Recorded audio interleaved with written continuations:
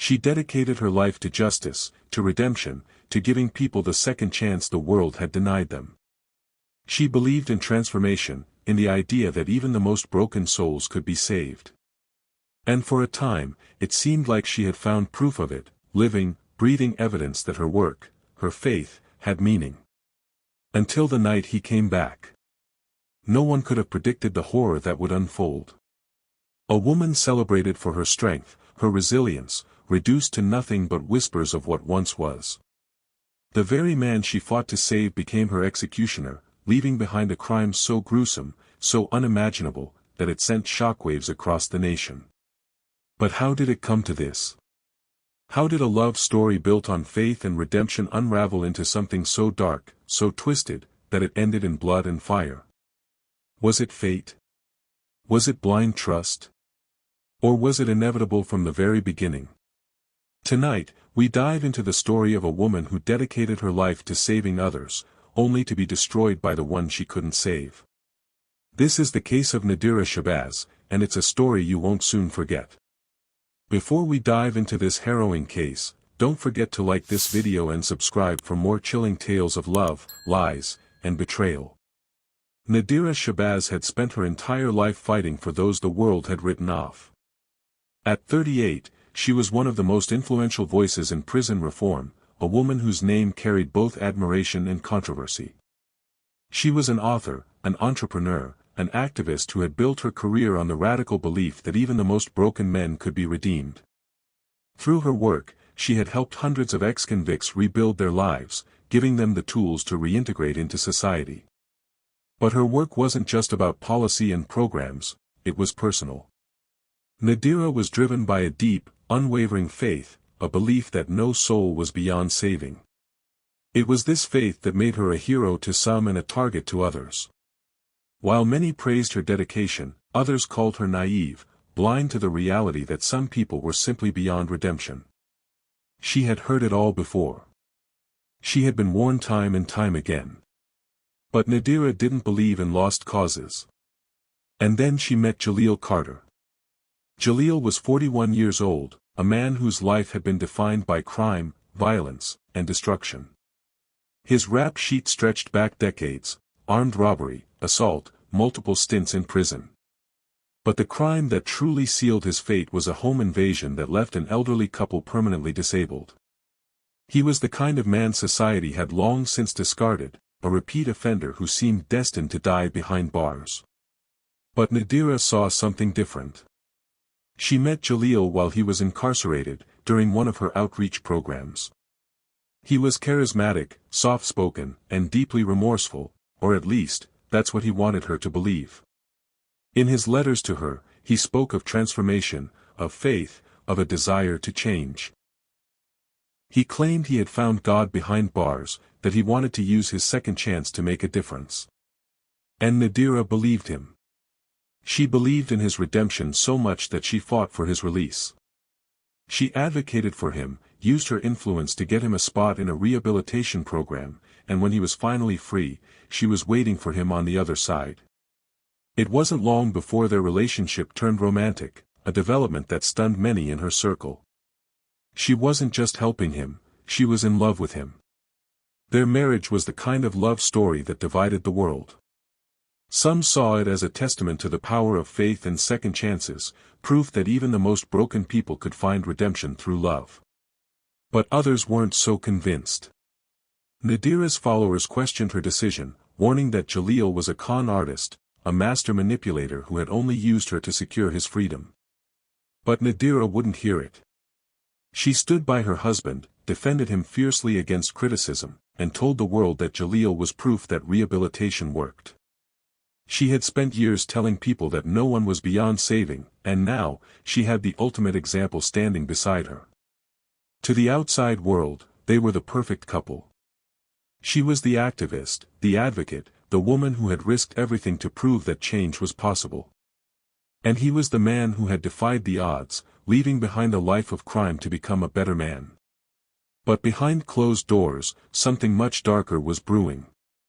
Because Jahlil Carter hadn't changed. And soon, the world would realize that Nadira Shabazz had just made the biggest mistake of her life. Jahlil Carter had convinced the world that he was a changed man.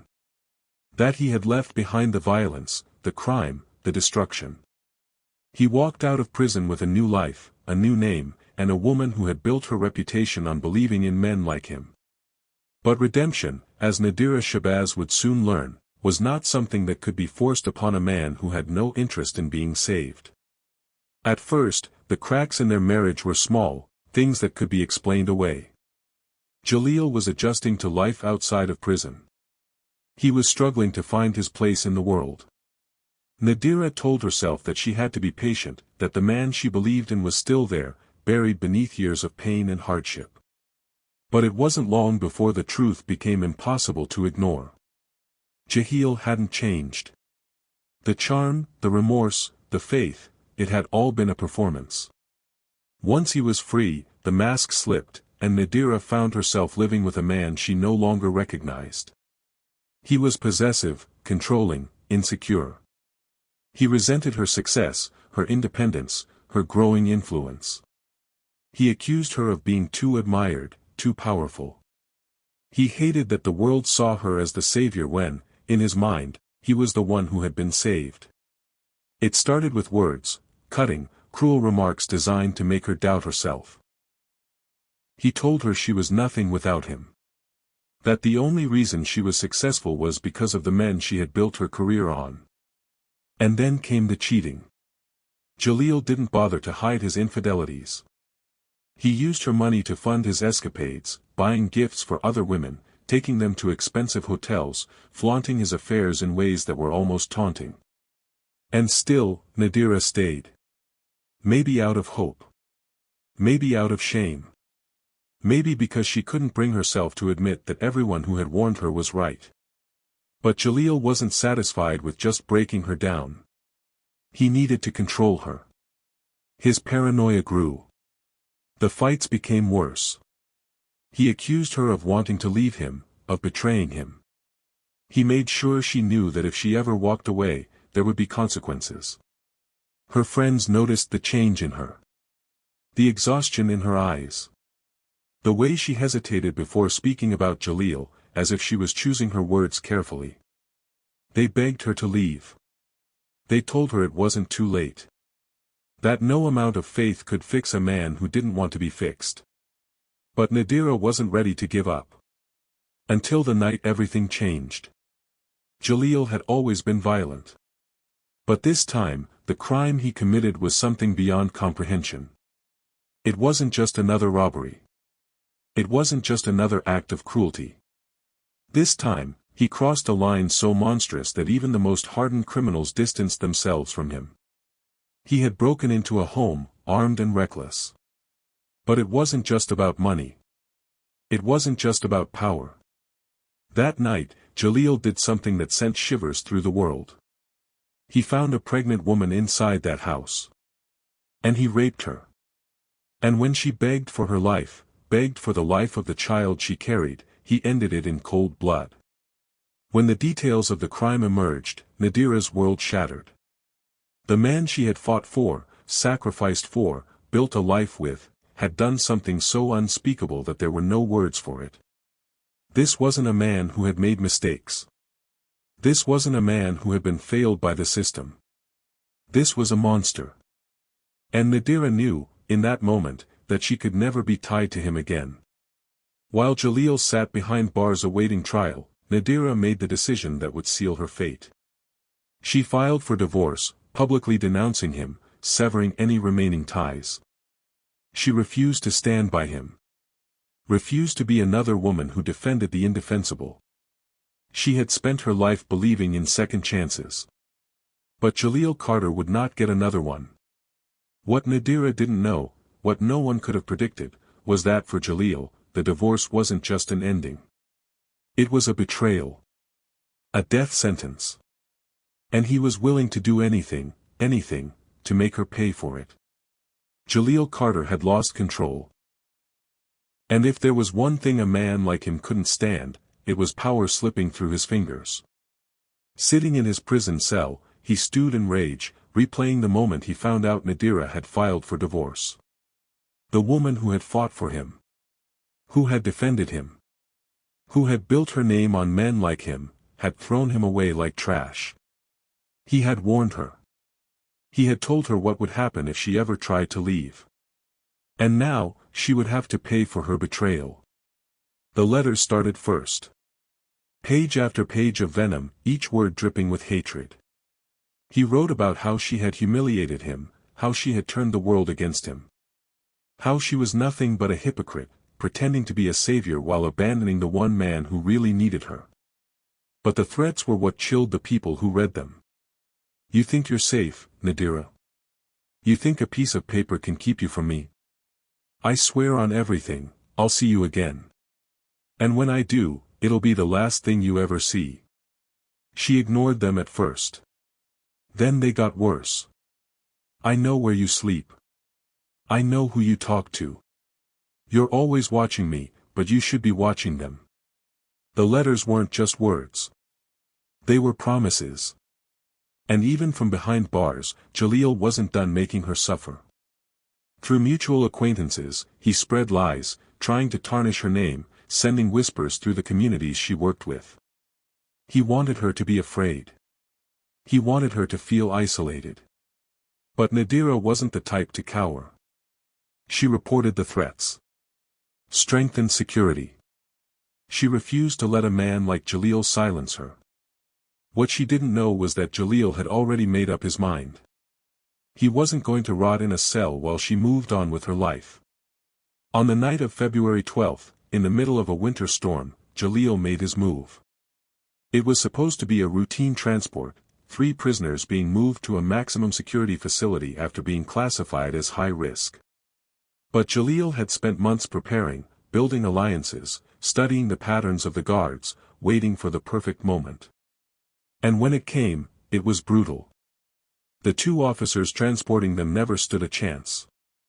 They were ambushed in the middle of a deserted stretch of highway, their bodies dumped in the snow before anyone even knew they were gone. By the time authorities discovered the wreckage, Jahlil and the 2 other inmates had vanished into the night. While the others were focused on escape, on getting as far away as possible, on crossing borders, on starting over, Jahlil had only one destination. Nadira. He had given her life once. She had taken it from him. Now, he was coming to take it back. February 17th was an ordinary night for Nadira Shabazz. Or at least, that's what she thought. She had spent the evening at the mosque, leading a discussion on prison reform. It was something she had done countless times before, speaking to young activists, sharing her experiences, reminding them why the work they did mattered. She had no idea that, at that very moment, the man she had once called her husband was inside her home, waiting for her. Jahlil had broken in hours earlier, slipping through the darkness like a shadow. He knew the security system well. Nadira had installed it because of him, after his threats became too much to ignore. But he had planned for this. He had come prepared. The cameras? Disabled. The alarms? Silenced. The doors? Locked from the inside. There was no way out. By the time Nadira arrived home, the house was silent. Peaceful. Nothing seemed out of place. She took off her shoes, placed her bag on the counter, and let out a deep breath. It had been a long night. She was exhausted. Ready for bed. She never saw him coming. Before she could react, before she could even turn on the lights, Jahlil struck. The impact was sudden, violent, a crushing blow that sent her sprawling onto the hardwood floor. The room spun as she gasped for breath, her mind racing to make sense of what was happening. And then she heard it. That voice. That low, familiar voice she had spent months trying to erase from her memory. You didn't think I'd let you go that easy, did you? Panic surged through her body. She scrambled to get up, to run, but Jahlil was faster. His hand clamped around her throat, pinning her down with all the force of a man who had spent every second of his time behind bars thinking about this moment. Nadira fought, clawing at his arms, kicking wildly, but he was relentless. Shoo, he whispered, his grip tightening. Don't ruin this. I want you to feel everything. And she did. He made sure of it. Jahlil wasn't here to simply kill Nadira, no, that would have been too easy. Too merciful. He had waited too long, suffered too much. He wanted her to hurt. So he started with her hands. Her fingers, the same fingers that had signed the divorce papers, the same fingers that had built her career, written books, typed speeches, he shattered them, one by one. The sound of breaking bones echoed through the house. Her screams, muffled by his hand, filled the air. But he wasn't done. Not even close. He took out a blade, its edge gleaming under the dim glow of the streetlight seeping through the curtains. Slowly, deliberately, he traced the curve of her face. You used to be beautiful, he murmured. Now look at you. Asterisk. Then, without hesitation, he pressed the blade against her scalp and cut. Nadira thrashed in agony as he carved away at her flesh, stripping away the very identity she had built for herself. Blood pooled beneath her, warm and thick, staining the floor in dark, glistening puddles. But the worst was yet to come. Jahlil flipped her onto her back, straddling her as he held the knife to her throat. Say it, he demanded. Nadira sobbed, choking on blood and terror. Say it. She knew what he wanted. Her wedding vows. The same vows she had once spoken with love, now twisted into a mockery of everything she had believed in. With the blade pressing into her skin, she whispered them. I take thee, to be my lawfully wedded husband, to love and to cherish, for better or for worse, until death do us part. Jahlil smiled. Good girl. Then, with one final thrust, he drove the knife into her heart. The pain was instant. Searing. But brief. As the life drained from Nadira's body, Jahlil stood over her, watching. Studying. Then, as a final act of destruction, he doused her in gasoline and struck a match. The flames swallowed her whole, erasing her from existence just as he had planned. By the time firefighters extinguished the flames, the house was a smoldering ruin, and Nadira's body, what was left of it, was barely recognizable. But even fire couldn't erase everything. Her bones remained. Her skull, fractured but intact.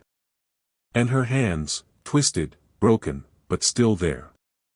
The hands of a woman who had spent her life lifting others up, now left in ruins by the very man she had tried to save. When authorities arrived, the scene was unlike anything they had ever witnessed. The stench of gasoline and burned flesh clung to the air. The walls were scorched black, the floor coated in layers of ash and blood. And yet, even through the destruction, one thing was clear, this was no ordinary murder. This was an execution. News of Nadira Shabazz's death spread like wildfire. Within hours, headlines flooded every major outlet. Social media exploded with outrage, disbelief, and grief. This wasn't just another crime story, this was a betrayal on the deepest level. A woman who had spent her life advocating for second chances had been brutally slain by the very person she had fought to redeem. And people wanted answers. How had this happened? Why had Jahlil Carter ever been released? Who was to blame? Some pointed to Nadira herself, questioning her unwavering belief in rehabilitation, calling her naive, saying she should have known better. Others turned their fury toward the justice system. Jahlil Carter had never changed. He had always been a predator, a ticking time bomb waiting to explode. And yet, the system had let him out. Given him freedom.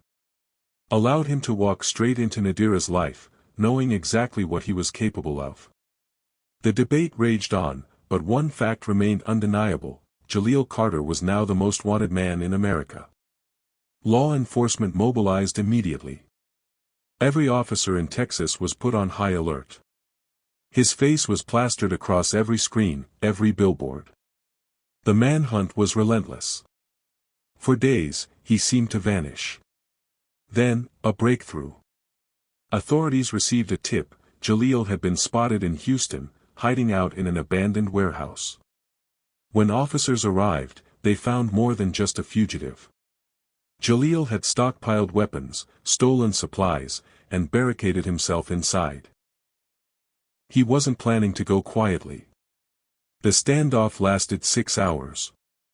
6 hours of gunfire. 6 hours of negotiations, threats, and taunts. At one point, he shouted through a broken window, his voice laced with rage and defiance. "You should have let me burn with her."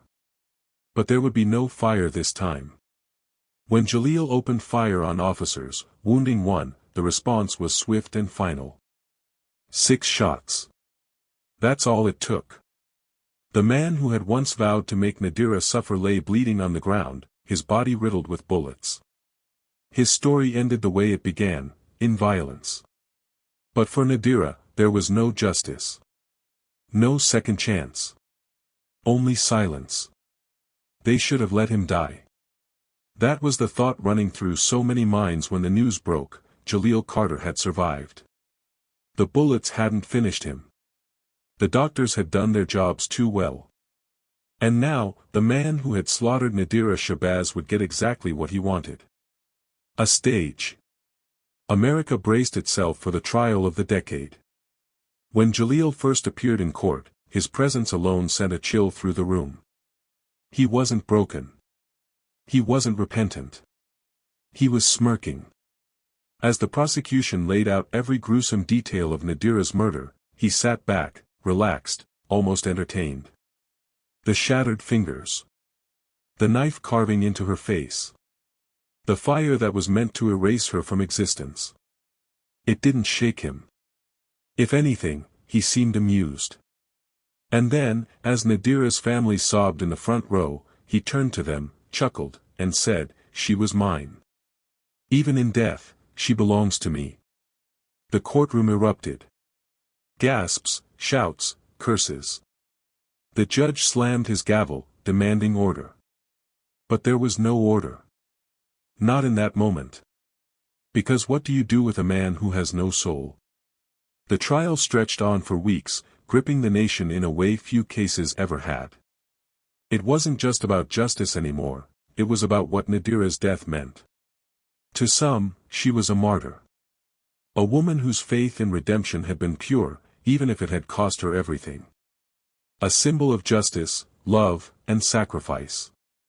To others, she was a cautionary tale. A woman blinded by her own ideals. Someone who had ignored every warning sign, let a monster into her life, and paid the ultimate price for it. Debates raged on news channels, social media, even in the streets. Was she a hero? A fool? Both? But there was no debate in the jury room. Less than 2 hours. That's all it took. Guilty. On all counts. When it was time for sentencing, the judge didn't hesitate. There was only one option, and everyone knew it. Jahlil Carter was sentenced to death. And yet, even in that moment, with his fate sealed, he refused to let the world have the last word. As he was led out of the courtroom, he turned one final time, grinning like the devil himself, and whispered, "I'll see her in hell." Not everyone is capable of redemption. That is the cruel lesson buried beneath the tragedy of Nadira Shabazz. A woman of unshakable faith, unwavering in her belief that even the most broken souls could be saved. She spent her life fighting for those society had given up on, only to be destroyed by the very man she risked everything to redeem. Was she too trusting? Too blind? Or was she simply a victim of a monster who was always destined to destroy? Some call her a martyr, a woman of conviction who stood by her principles until the bitter end. Others see her as a cautionary tale, proof that not everyone deserves a second chance. That sometimes, the only way to survive is to walk away before it's too late. Could this tragedy have been avoided if Nadira had left sooner? If she had listened to the warnings, seen the danger for what it was? Or was she doomed the moment she let Jahlil Carter into her life? How do we balance forgiveness with self-preservation? It's a question with no easy answer. But one thing is certain, this case serves as a chilling reminder that evil doesn't always look like a monster. Sometimes, it wears the face of a man who promises he's changed. If this story shocked you, like and subscribe for more cases that reveal the darkest corners of human nature.